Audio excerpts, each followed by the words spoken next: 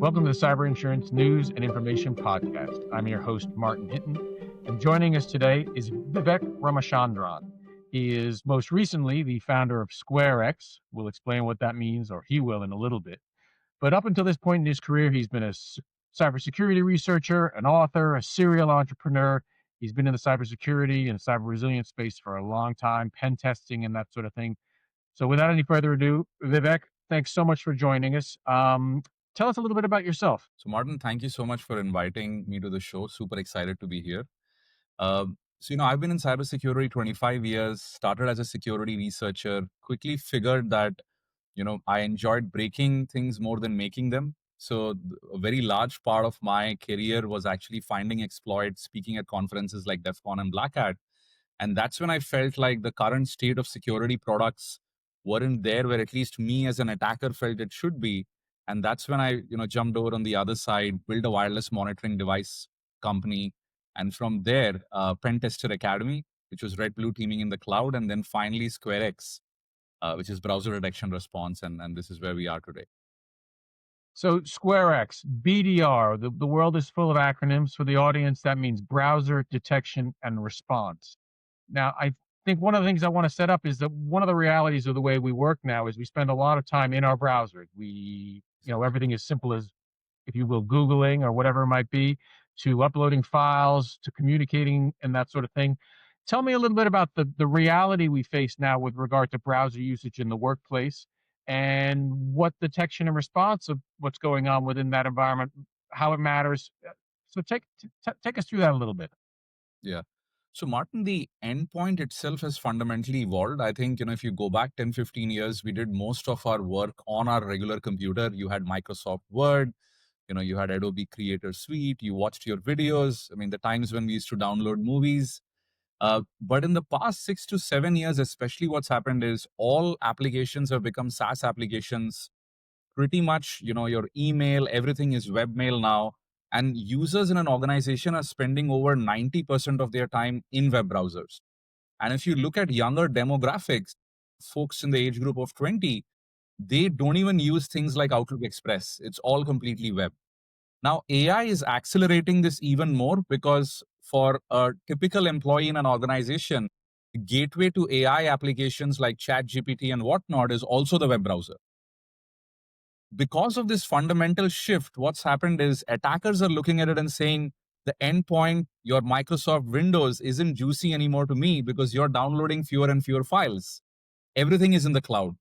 So attackers have started pivoting their techniques towards stealing identity from the browser, breaking into the browser and then using that to access your cloud app, storage, and whatnot.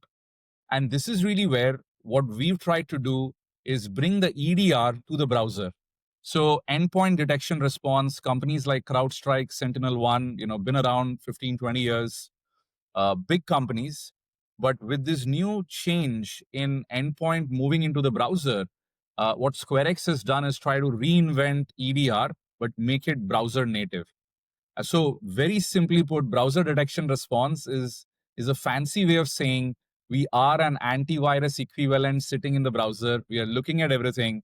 Anything bad happens or about to happen, we'll block it right there and tell your enterprise admin, what just happened.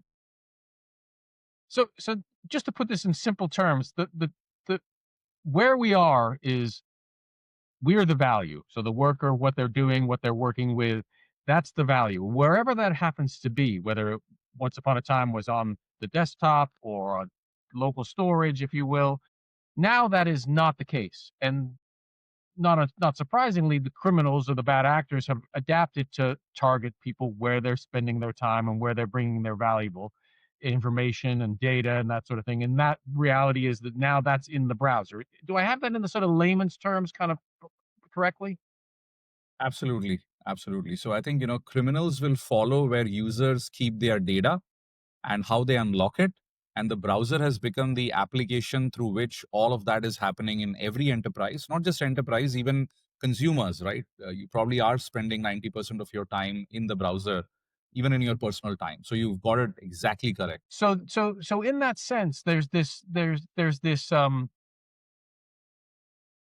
habit we have where we rush to adopt the new good way to do things, and sometimes we're a little slow to realize the consequence. Has that been the case with the move to browsers and people spending their time in browsers? Are we playing catch up a little bit with regard to creating those environments securely for the purposes of protecting, all our valuable information? Absolutely. So unfortunately, security historically has always been an afterthought. And if I kind of take you back to the large big technology shift was when Apple came up with the iPhone and smartphones came, and we started moving all our applications into these devices, and there were so many hacks and attacks which were happening because both at a platform level and an application level, they weren't purpose built to secure against the bleeding edge threats. So, Martin, absolutely correct. That's exactly what's happened in the browser. The browser space is fragmented, right? Chrome, Edge, Firefox, Safari, and now new AI browsers as well. So, similar to the time that there were a lot of mobile operating systems and then consolidation happened, we are in the early stages of that market when it comes to browser technology, AI browsers, and all of that stuff which is happening. And that's the big reason why at this point in time browser security is an afterthought, simply because for a while people felt their EDRs like CrowdStrike or SASE SSC like Palo Alto Zscaler is probably fixing those visibility gaps, and they don't need anything in the browser. So, what types of things do you see? I mean, how does a sort of an assault on a browser that once upon a time would have been against a different area, how does it manifest? Like, what types of sort of tactics and tricks and ploys are being used? So I'll give you two simple examples, but very hard hitting even for folks who are non-technical. The first one is malicious browser extensions. So almost all of us are installing ad blocking extensions, and any new extension we feel improves our productivity. So what attackers have been doing is they've been creating malicious extensions, giving them names like ad blocker, free VPN service, free coupons and whatnot. And even anytime a new version of ChatGPT comes in, they might actually say install this extension and we'll give access to the professional version of ChatGPT for free. And now with social media, it's so easy to disseminate this malicious extension to everyone. So now the user clicks on it, he installs the extension. The extension will start to steal your passwords as you enter them, starts to steal your session tokens, and allows the attacker to log into your Salesforce, or whatever enterprise applications you're using. So this is one. The second is identity attacks. So we all remember now that anytime you access a third party service, you have a single sign on by Google, Microsoft, and you just click through that as a convenience feature. So a lot of times what happens is when you click, that application will actually tell you, I need access to your Google Drive or OneDrive to go do my job. And people have become so normalized just to clicking through those screens that once they click, the malicious attacker application has access to your cloud storage and documents, and can just pull all of that without you even knowing something is happening. So these are two examples, which are also the most prolific ones at this point. So, before we get into the technical elements of how SquareX deals with that sort of thing, is there a sort of human message here that sometimes if it seems too easy or it seems too convenient or it's just a few clicks away, you might want to take a second and do something as old fashioned as Google that app or see whether it comes up on a.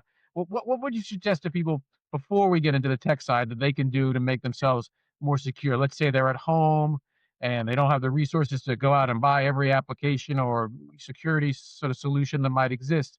What's the mindset that people need to take given the threat that you're seeing with the browser sort of assault?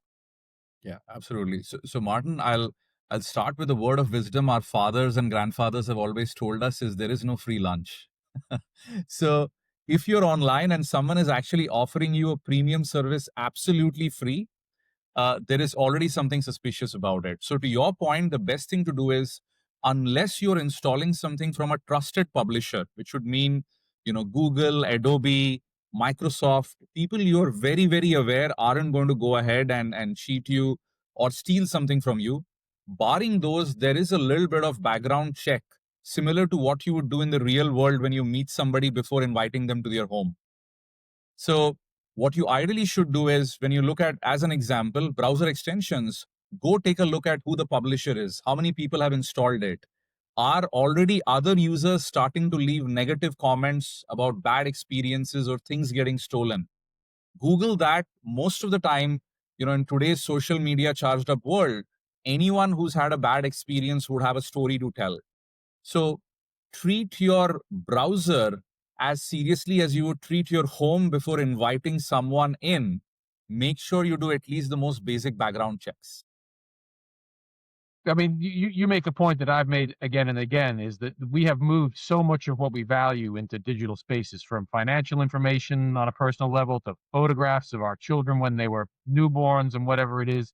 That mindset that even though you can't see it, and it's, if you will, ones and zeros that are invisible to us on any real way unless we pull it up onto our phone or onto our laptop or whatever it might be, there is this need for us to remember that we have enormous value here that, if taken, could be valuable to someone else. And I, in that sort of desire to click through and click agree and not read the 10,000 word sort of terms of service, there's a there's a flaw in that approach, that we need to put a little more friction into our own personal activity to some degree, that that will help us avoid these kinds of problems. Is that a good way to put it? Absolutely. And that's really where, as you said, right? Like, who's ever read terms of service? And I think some of this needs to be reinvented in the way it is presented to the user and how he's actually, implicitly giving consent. So you're absolutely right. And this is really what the problem is technology is advancing so fast. Your entire life is digital. I mean, think about it. If somebody stole your personal Gmail, what about you can he not figure out at that point? He probably knows most things about your personal life, financial life, whatnot. And the same thing applies to, enterprise as well. Somebody steals your enterprise identity, they can have access to everything you own and everything people have shared with you, which in most orgs is a massive blast radius. Yeah, I mean, I think people forget that this sort of the spider web of the 6 degrees of separation reality in the digital world is, 10 million degrees of connection. There's not Yeah. separation there. That you see this now. And just to illustrate your point, I think, if you and the Marks and Spencer hack is one that I've banged away on. And I think Archie Norman, in his testimony before Parliament, said, we have 50,000 employees. Each one of those is a doorway. One person makes a mistake, clicks the wrong link, or resets a password. I think in the case it was a sophisticated impersonation of a call to an IT help desk type of thing. That is something that is, for all that we can do with it, right? You can. I mean, this is fundamentally infinity in our hands. Every film made, every book, we can look up almost any fact. That works another way too, right? There's a negative to that. All your information exists in that ecosystem as well, and that mindset is one people need to maintain, right? Absolutely. And one of the things I'll also say, Martin, is I would say, folks, let's say in my generation, I'm in my 40s right now. We've grown with technology where we've been accustomed to, also seeing a non-tech part of the world, and then increasingly becoming more digital. But when I look at my kids, they are digital natives. They were born into a world where they've lost a sense of privacy online because they've started their first experience with technology with taking a selfie and sharing it with all their friends. Yeah, So it's funny. I had this conversation recently about the fact that you shouldn't have to private information, whether it's your school records or your medical information, or even just your things like your diary or an email communication with a loved one, or maybe someone you don't like, someone you hate. yeah, In fact, that privacy is something that is important, right? That you don't have to explain why you don't want to tell everyone your secrets or maintain private information. And there is that weird, I mean, I'm 54, so I have the same experience you do, where you sort of entered this world where suddenly, and I remember this is in the early days of my journalism career, before some of the privacy laws came in around things like license plates. You could look up unbelievable amounts of information about people's personal ownership of boats and houses and cars and all sorts of things crazy. that even in the 90s, when I was doing that sort of work, I was a bit surprised. No, I'm happy about it because it helped do the work. But it is interesting to sort of hear people sort of shrug their shoulders when they talk about the idea that all of their data may be on the dark web, or everyone's social security number in the case of Americans is available on the dark web, and people just go, oh well, they know everything about me anyway because the phone's listening and that sort of thing. Again, it's an aside for this conversation, but it is an interesting thing because I just read a UK white paper that's sort of the last culmination, and one of the things in it was this idea that in grade school, not unlike you have health class or any other kind of baseline about learning how to do things, there'd be a cybersecurity sort of training regime that isn't just designed to help people avoid online predators, which seems to me a very right Yeah. thing to concern yourself with, but certainly not the only concern that exists now for children. And as you note, people are online and have their phones with them at 9, 10, 11 years old, and that makes them sort of, if you will, points of entry to the entire ecosystem of that family's iCloud or your Wi-Fi network, and God knows what else might be in that environment. That's what we're talking about here, Absolutely. right? Absolutely, absolutely, totally. I mean, like everything you said, Martin, and as you rightly said, we at least have that whole historical move from where everything was real world to now everything, fully digital. So I think we are more sensitive towards those changes, versus folks who are young and born into it. Yeah. I want to step into the CyberX space a little. Excuse me, CyberX, SquareX space a little more. The BDR sense of this, and I got a few questions here. If one of them, I know that you got in advance. Explain BDR to a CFO quickly, elevator pitch style. What does it mean? Yeah. So, your employees today are using the browser to access all your company data, financial info, any form of work. And this is really where attackers know that the browser houses identity, passwords, credentials, and that's the gateway access device. So attackers are targeting your employees, and the browser has become the focal point through which every data loss in your organization because of employee bad behavior or the employee doing something unfortunate online starts with. So if you aren't protecting the browser, you've left a very, very important point of your IT completely unprotected at this point.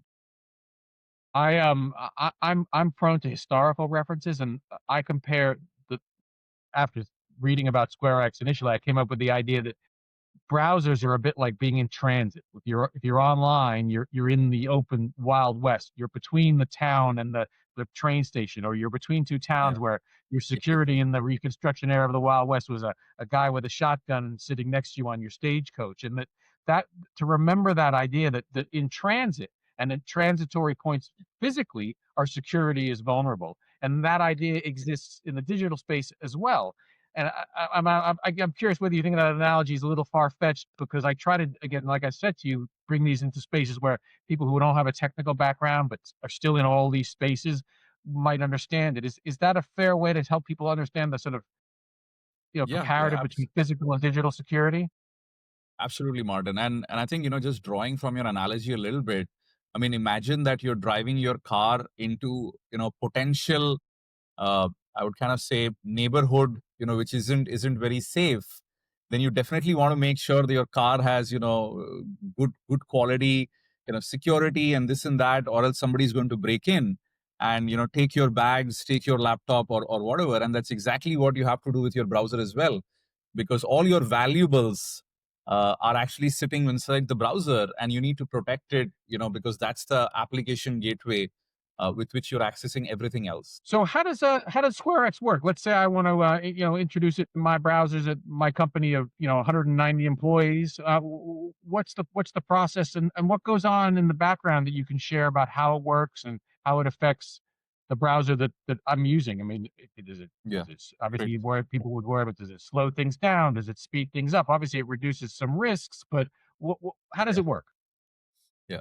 So Martin, the interesting thing to begin with is the fact that the browser space is very fragmented, right? If you looked at the endpoint desktop space, you primarily have Windows and Mac for most users and maybe Linux for developers. But browsers, there are too many: Chrome, Edge, Firefox, Safari, Opera, AI browsers and whatnot. So when we started the company, we knew that we should be able to work with every single browser, and rather than forcing users to just use a few.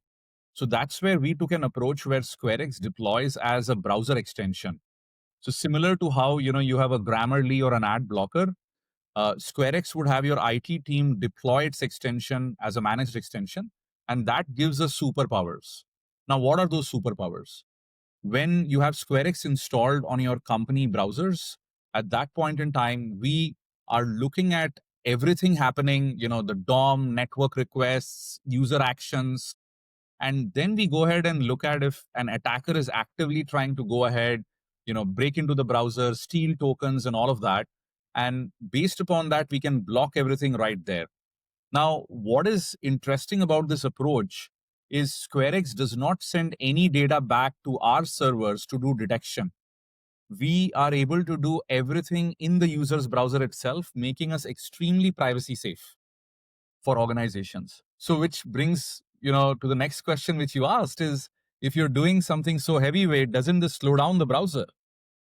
So SquareX leverages something called WebAssembly, and this is a new technology which was created a couple of years back. That's the same technology which Adobe is using to do video editing, photo editing in the browser. I mean, right now you're running a full studio on Riverside in the browser. WebAssembly is one of the technologies which is enabling that without slowing your computer down. And that's the exact technology that we leverage, which natively makes it super fast and lightweight. That's fascinating. So I want to jump to one of the things we have in this section of the outline is an acronym, YOBB. What is YOBB?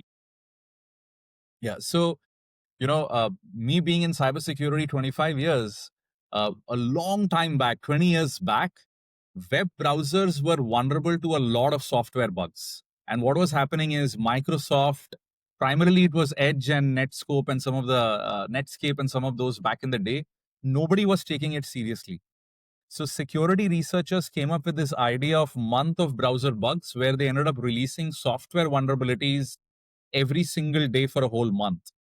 So 20 years later, I was like, all that old is new again. And that's where the inspiration for Year of Browser Bugs came in, where we said, look, we are not going to look at software vulnerabilities. We are going to look at architectural vulnerabilities because those are more long lasting, more difficult to fix. So every single vulnerability that SquareX has discovered over the last 12 to 14 months are architectural vulnerabilities in the way browsers work and function. And we've spoken main stage at DEF CON, Black Hat, RSA, all of those places talking about this, educating enterprise customers and helping browser vendors fix these issues. I think at the most recent DEF CON, your researchers highlighted some issues like pass keys and intercepted. I wonder if you could take me through some of those live bypass sort of flaws and issues you found. I mean, one of the things that we know is that because of the way tech stacks are built over time, and if it's working, again, there's only so much money to spend to bring things along that you wind up with legacy technology and vulnerabilities exist, and you even wind up in situations where perhaps tech support goes away for some level of technology. I mean, how bad are I think they sent you the line in our prep for this. Don't sugarcoat it. So talk to me about the tech tax in context of what you just touched on. Yeah. So Martin, unfortunately, it's quite bad simply because browser vendors have a vested reason to make sure that you're spending more time in their browser. So I'll give you an example. We discovered an attack called browser sync jacking, and it's a very, very simple yet powerful attack. So anytime you're on the Chrome browser and you log into your personal Gmail, you'll actually see Chrome will pop up something which says, "Do you want to log in to the browser with this account?" And the moment you click on that, all your username, passwords, all your private data gets actually synced to Google. And so that any time that you're opening up, another new browser and logging into that browser with the account, it can sync everything. Now, of course, Google wants to do this because, it makes you a very captive Google user. So the attack we discovered is we found a vulnerability in the syncing protocol where an attacker could actually go ahead and fool you to log into his Google workspace, take control of your browser. And because of the way Google syncing protocol works, he has access to all your passwords almost immediately that you saved into the browser. And this does not require a browser vulnerability. So, talk to me about the scale. The analogy you just used, I think, is straightforward. and people don't understand it. But it sounds like there's one person doing one thing. How many times a day could someone do this, or with the aid of tech or AI? How many attacks like this do you see on? Like, how does an attack unfold? Is it Yeah, random, like very quickly? I know that we see things like lots of attacks when the Lunar New Year is approaching, or holidays are going on, or things happen over the weekends or at night because we're not paying as much attention. And I yeah, guess I'm curious. What can you tell me about the sort of how that all manifests itself in the way these attacks unfold and the pace? yeah, Is it relentless? I mean, yeah. how many So how many people does it require to do this effectively to make money if you're a criminal? yeah. Absolutely great question, right? So Martin, I mean, kind of going back, the attacker only has to win once. He can try 1,000 times, while a defender has to win every single time, right? So game theory wise, anyway, everything is stacked against the defender. Now, what has happened is, I would say, even going back a year and a half, attackers had to be at least semi-skilled to figure out when a new attack like sing jacking comes, figure out how to put the tools and the infrastructure together, and then start to target people. Now, with AI is coming in at this point in time where writing code has become commoditized, what attackers are doing is they are able to put together attack kits literally in a matter of hours and automate pretty much everything, similar to how enterprises and developers are talking about AI, agentic automation, and all of that stuff. So people forget that this whole AI code revolution to begin with is actually giving a force multiplier to attackers similar to developers at this point. Now, because you're sitting in the browser and an average person is surfing, 50% of the sites, if you think about it, if you look at your history, are new sites that you're discovering when you're on LinkedIn, other social media, news articles that you're reading. So because of that, the attack surface out there is quite a bit. Also, you go ahead and at this point in time, most people feel comfortable clicking on links you receive in a DM on LinkedIn. And many of those are starting points. So, an average enterprise where we are deploying SquareX's browser detection response, we see even, and just to give you some ballpark numbers, 1,000-person company, on an average, a user is probably getting seriously attacked. And what I mean by that is something very targeted at least 50 to 60 times a month. And this is a per user statistic. So if I'm in a so if you're a CFO or a CISO at a company, you have to be thinking about that, don't you? What One of the things that we talk about data loss prevention and that sort of thing.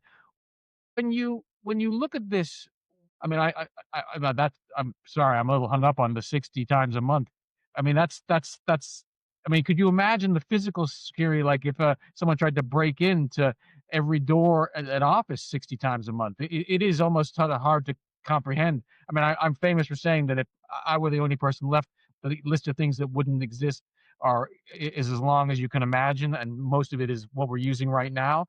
It's amazing to me. And in order for that to be successful, there just needs to be one successful attempt out of the 60. Like, I mean, if there's 1,000 employees, like you said in your analogy, 1,000 employees times 60 is 60,000 attacks a month. Is that the scale we're talking about? Absolutely. Absolutely. And to your point, that's the big reason why a lot of organizations are moving from trying to kind of have a posture where they say we should stop every attack to actually moving towards let's minimize the impact once an attack happens. And that's where things like principle of least privilege and all of those are kind of coming in.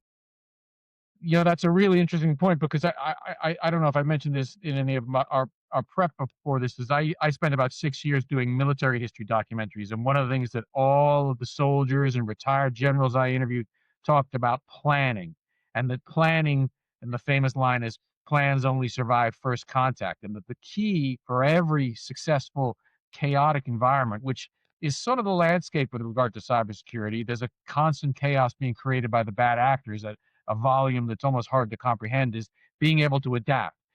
The, your adversary did this, you bend a little bit, you don't break. Is that bend don't break is the sort of the mindset that seems to be coming in because of the capacity of these cyber criminals? Absolutely. And this is really where, to your point, ransomware attacks, what people are trying to do is make sure they have quality backups so they can restore even though the data is lost. When an employee gets breached, his credentials are getting stolen, people try to minimize with cloud security or browser detection response what else can happen. At some scale of company, couple of thousand employees, you start to realize that it's probably not going to work. If you're trying to block every attack, you can just look at minimizing the blast area once that happens.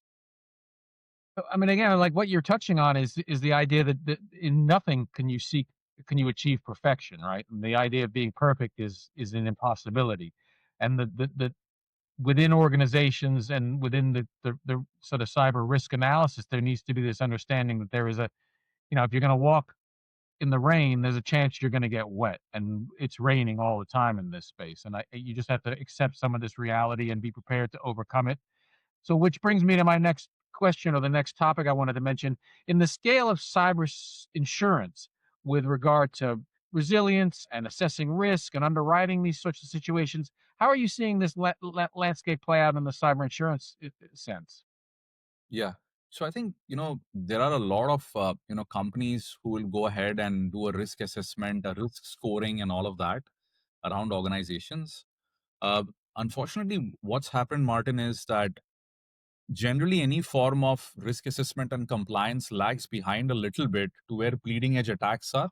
And that's probably because unless you aren't seeing too many of a certain attack class, auditors and others aren't jolted into action.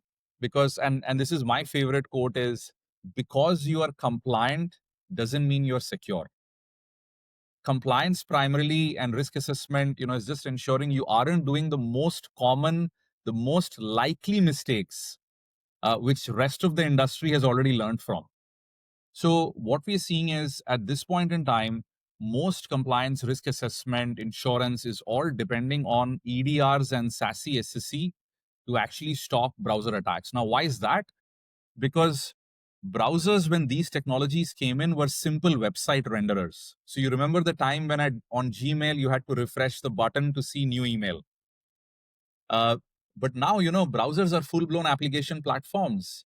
Your web apps are so complex and so real time that a SASE SSE network based device can no longer look at traffic and reconstruct what is happening at the application layer.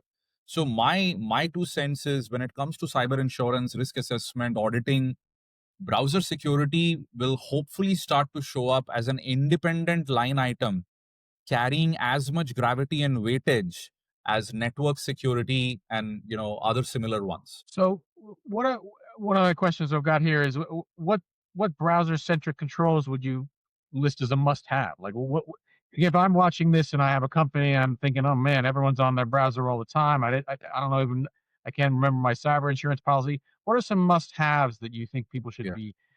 Yeah. Like So MFA would be one thing once upon a time that we might throw into this. What are the must haves? yeah.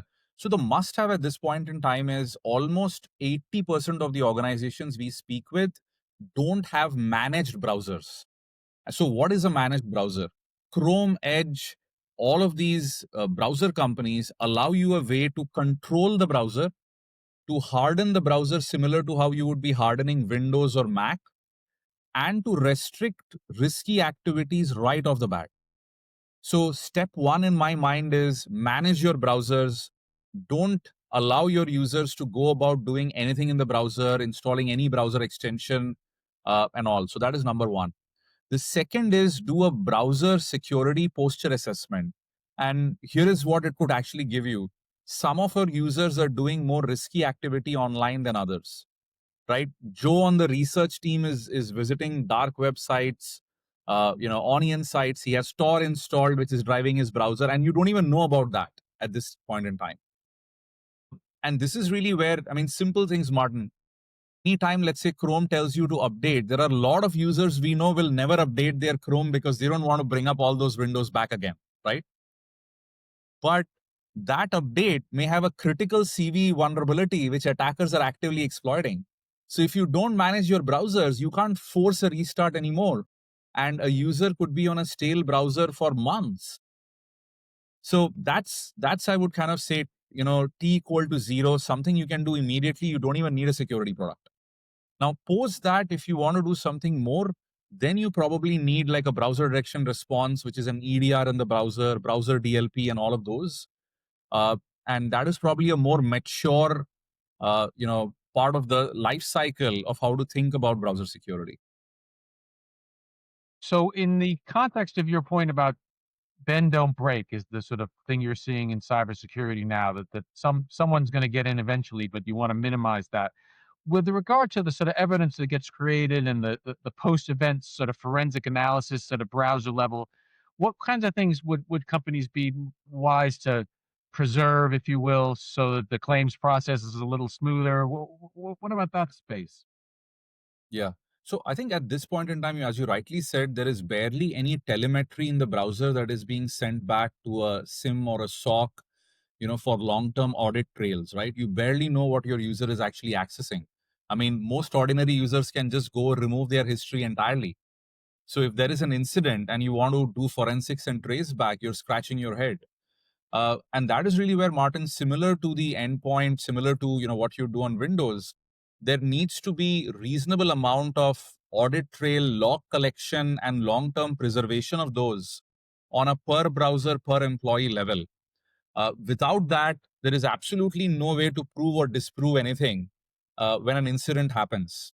And I think, of course, I mean, to some extent, and maybe this is not a nice thing to say, this actually works in favor of the insurance companies, because if you don't have non-reputable evidence, uh, then at that point in time your claim isn't going to go through, because there are so many kind of like blind spots in there, which was your mistake, because you should have gone ahead and maintained all of that. So I would say that's the first piece. Retain browser logs, which is browser history, what users are accessing. When an incident happens, make sure you create a forensic image of what was there in the browser at that point in time, snapshot of the password, session cookies, and all that. And people aren't doing this in absolutely any systematic way that I've seen. And I'm talking Fortune 500, not small companies.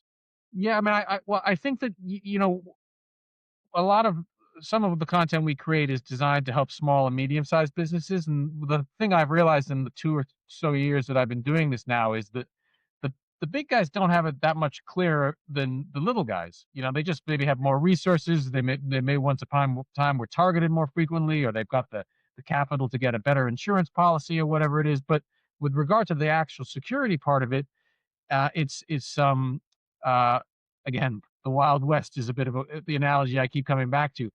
I just want to touch on something that you touched on, and I hear it a lot. When you get an update, it's one of the most, it's not that they're not just changing the color palette of your app, right? There's quite frequently something very, very substantive going on. And when you see that phrase bug fix, right, that's this generic idea that gets thrown out. That could mean something that makes the difference between, a real pain in your neck from a personal level or even up to a company level.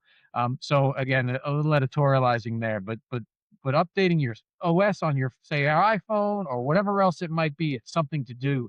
Uh, it is it's irritating, and you have to stop using your computer for a bit, and maybe you don't want to do automatic updates for whatever reason because you maybe it's one of your idiosyncrasies, but it is one of the most important things. This is ongoing service from the people providing this technology, and one of the big reasons they provide it is to protect themselves from having your product be the problem or their product being the problem. So again, I'll move on, but I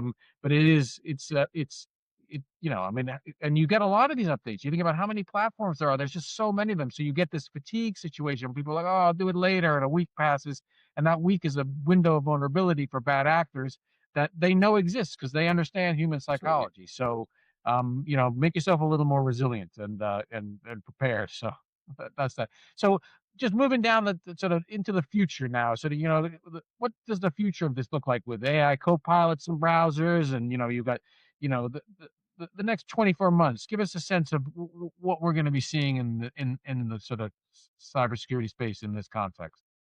Yeah, yeah, that's a great question, Martin. So anytime that a space is having rapid development, where multiple vendors are competing with each other. I think the security holes historically I've seen over 25 years start to become wider and wider. And now, what do I mean by that from a browser perspective? So at this point, large companies like Google, Microsoft, OpenAI, they're all fighting the AI war. And they're all starting to now slowly realize that the browser is the gateway device. So you have to have AI sitting in the browser, and they want their version of AI so that they can once again control the platform, just like they did with the operating system and the browser. So in recent times, you would find a lot of announcements happen. And if you look at, Chrome, because it's based off Chromium and you can see the updates more, clearly, there are hundreds of thousands of new source code commits going in. And then Microsoft is competing with Edge, Perplexity launched Comet, OpenAI is coming out with its own browser. So at this pace and scale of rapid development, security historically has always taken a back seat. So what I predict is browsers are going to become more and more open frameworks similar to the endpoint, which is, and here is what I mean. On Windows, you could actually build any application and deploy it because that's the whole value of the operating system, that you can run custom applications. Now, browsers will have to be accommodative of that as well. And we were able to do some of it with just browser extensions. But my prediction is that browsers will open up similar to how a Windows or a Mac allows third party developers to run more powerful apps. Because in the AI wars, he who has the most open ecosystem and the most flexible ecosystem will be the choice for third party developers. And we've always seen that that's how you win, at marketplaces or when new technology platforms are getting created. Now, if you're going to open it up that much, that means it is ripe for abuse by attackers. And this is my prediction is 24 months, you're going to see massive development, open frameworks coming in, AI agents driving your browsers in an automated way. Unfortunately, your identity security hasn't scaled. Your IT and security teams haven't figured out how to get the right telemetry, monitor all of that. Attackers are happy because it's the wild wild west, and they are walking in with a tank, while here you are, with your water gun pistol, trying to fight them back. So it's going to get worse before it gets better is my prediction. So if I'm at a company and I've got few bucks per employee, what's something I should be looking at, something I should be considering now with the future, the picture of the future you just painted in mind? Yeah, I would actually say, step one, manage your browsers. Like, get a managed browser subscription that's barely, a few dollars. And then post that, if browser is where, most of your attacks and everything are happening, then consider browser security, browser detection response, and things like that. But if there is any takeaway from this discussion, go back, manage your web browsers. And that technology is available to everybody today. I mean, again, I know I've said it. I think the thing to think about is if you've got 1,000 employees and they're all on browsers and they're all connected to the internet, from a physical security point of view, you need to think about that as all of those are doors into your vault, holding the most valuable things your company owns. And if any one of those doors is not locked properly or not maintained properly or misused in some way by an internal threat, you are letting someone in. And I think that is, that can feel very overwhelming. But one of the things that I know, and maybe you could touch on this, is that some of what you're talking about, these are not monumental changes into the way your company works. They're just slight additions, and you're adding this sort of thing for, you know, processing invoices a little better all the time anyway. This is not that complicated a thing. You don't need, well, I mean, maybe individuals couldn't do it, but it is something that just about anybody can understand. Is that fair to think about it like that? Absolutely. And Martin, something you touched upon previously as well. I think for small and medium companies, it's generally technology budgets and people, but for the large ones, it's actually process and red tape to kind of roll out something new. So to your point, I think they're aware. It's just that something has to force and jolt everybody to action, before it gets too late. Yeah, well, I mean that, and again, like I'm, a lot of this feels new, and we're in the sort of beginnings of, in my opinion, the beginning of the tech age. We are still infants, and I use the analogy we're sort of in the Model T Ford era of this, despite how far we've come in our lifetimes. Certainly, me having written checks and had to mail them with stamps and that sort of thing to pay a bill, there is an important thing to remember that human beings are we're really good at solving problems, and this is just the newest problem, and there are always going to be these sort of hurdles, and there are always going to be these challenges brought on by things we control and things we don't control. So again, you make a really, really good point about smaller companies can often be a little more nimble in this case, whereas at a big company where you got to wait till the next quarter to spend that money because it's not in the budget this month or whatever it might be. There is that sort of freedom that exists outside of that. What what when you touched on AI and the AI race, tell me a little more about that because I think that we hear artificial intelligence and some of us use it a lot, some of us have a real understanding of how it works technically. What is that when it comes to this browser sort of space? Tell me a little more about the AI role because it is still very new too. Yeah, yeah. So Martin, what's been happening is, if we were to break up like the whole evolution of AI when it comes to, end users, it started with Chat GPT. It then moved on to, chatbots all over the world, all over the internet.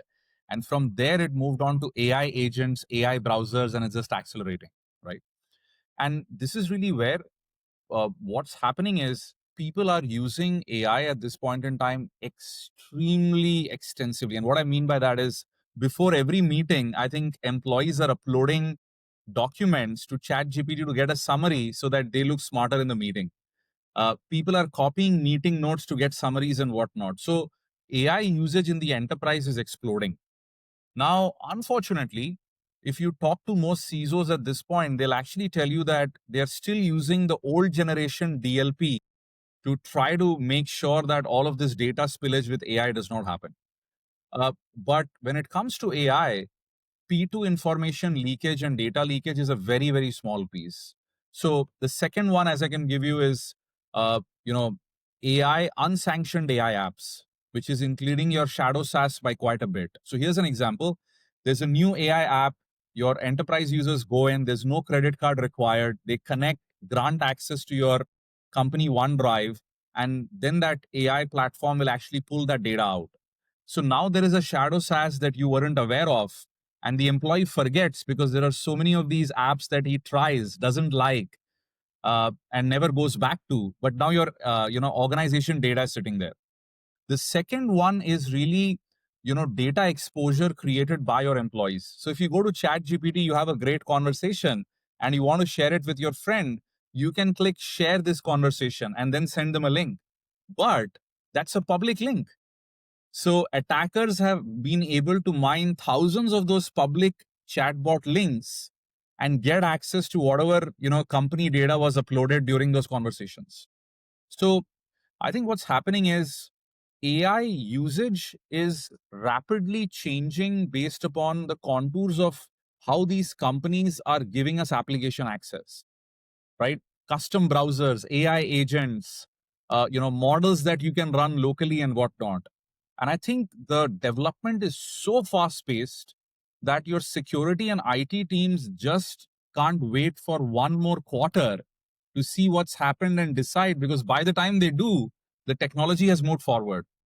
So, yeah, go ahead, Martin. Question? No, no, I was gonna say, I mean, you touch on right. I mean, I've worked at a large corporation, and I'm familiar with that mindset, and that there's real value into the sort of the way large organizations move a little bit slow sometimes, and they're a bit bureaucratic, but there's value in that if you've got 100,000 employees or 60,000 employees, right? There's only so much you can do, and this is for those companies. This is a space where there is the need to be nimble in a way day to day that you might be with regard to, say, if it's a news company, the news business, right? You don't just do one news broadcast a quarter. You got to do like 10 a day if you're a 24-hour Exactly. news channel, right? And that mindset needs to be infused into the sort of cybersecurity space a little bit.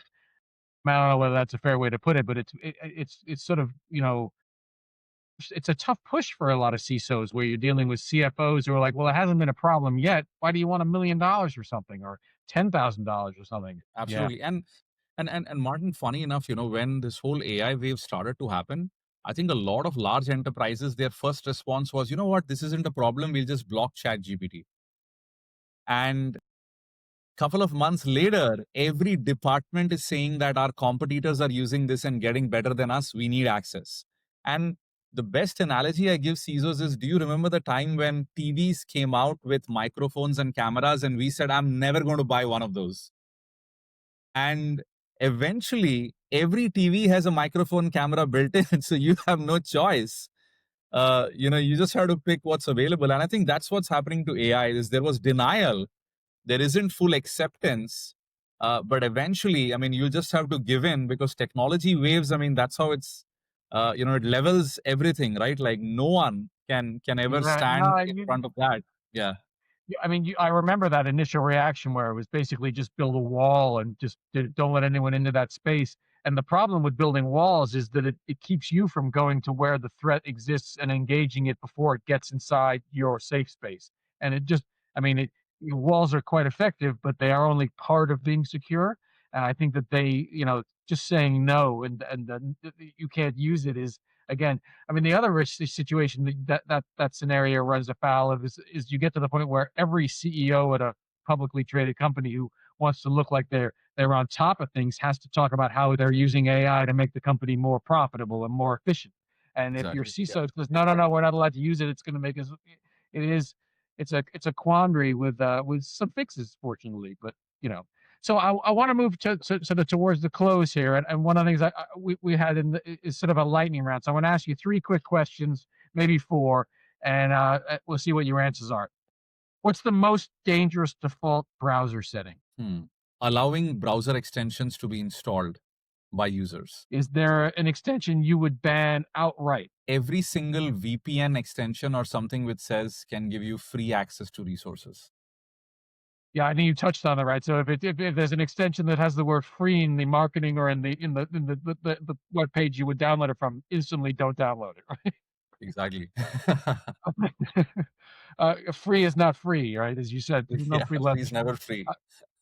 What, so when it comes to what metric would you scrap from security dashboards? In the sense, what measurement don't you think matters that much?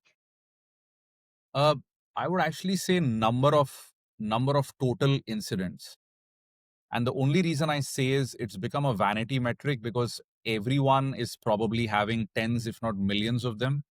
What probably you need to focus on is, the how many were you able to remediate and how many were really high risk because or else you're just looking at a very vanity metric and feeling happy about it. Very good, very good. So we've been talking about an hour, and looking at my notes and the things I planned to ask. There's tons of things I didn't get to, but before we close, is there anything you think people should know, or anything we've discussed that you'd like to say some more about? Anything that we didn't cover that you want to make sure people know? Yeah. So I think, Martin, in closing, what I would say is at this point, when it comes to protecting users online, organizations are depending on EDRs as well as SASE SSE secure web gateways. Both these technologies were invented a long time back. And as we discussed, the browser is the new endpoint, and hence an EDR has barely any visibility into the browser. And SASE SSE, which is really just network traffic inference analysis, has come of age due to the complexity of applications running in the browser. And this is really where, if you are looking at the browser as the new endpoint, you need newer security layers, which are browser native and browser first class citizen. And that's where you should probably look at browser detection response. We'll leave it there. So first of all, Vivek Ramachandran, the founder of SquareX. There'll be links to your LinkedIn in the show notes and the company website. So if anyone wants to know more, they'll be able to find you and be able to find that. Thank you so very much for joining us. It's been really, really interesting. There's a lot to consider here, and I'm really, really grateful that you were able to take the time to join us today. Thanks, Martin. I think we had an amazing conversation, a lot of good points, and once again honored and privileged to be invited. And hopefully the viewers are going to enjoy this as much as you and I did speaking for the past hour. Thank you. Well, I hope so. Here, here. All right. Thank you very much, Vivek.